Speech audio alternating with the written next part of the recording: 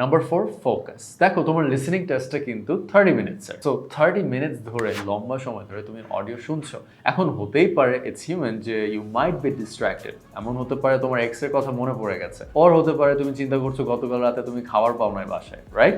So এই জিনিসটা করা যাবে না। বিকজ কেন আমি বলি, অনেক সময় আইএলটিএস লিসেনিং টেস্টে যেটা হয়, মেবি তুমি 5 to 10 সেকেন্ডস আগে যে অডিওটা শুনেছো ওইটা নিয়ে তোমাকে ফলো আপ কোয়েশ্চেন করবে 10 সেকেন্ডস পরে গিয়ে। তাহলে তোমাকে এক্সট্রিমলি ফোকাস থাকতে হবে, জানতে হবে এক্স্যাক্টলি কোন দিকে অডিও ট্র্যাকটা যাচ্ছে। প্লাস এইটা যদি তুমি ইমপ্রুভ করতে চাও তোমার ফোকাসটা, তাহলে তুমি যেটা করবা, টেক স্মল স্টেপস। আগে অভ্যাস করো 5 সেকেন্ডের অডিও শোনার, 10 সেকেন্ডসের অডিও শোনার, 15 সেকেন্ডস। আস্তে আস্তে ইনক্রিমেন্টাল ওয়েতে বাড়াও তোমার ফোকাসটা।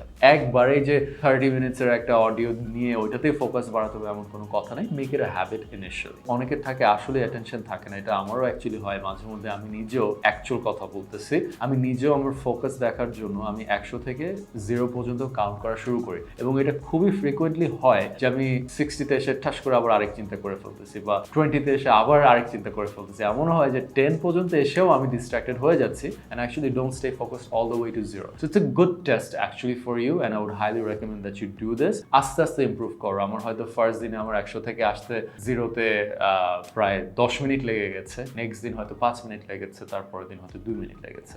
So that's the way you actually improve your focus, and it's not a one-time thing. You can always try it every week and it actually helps. I do this myself.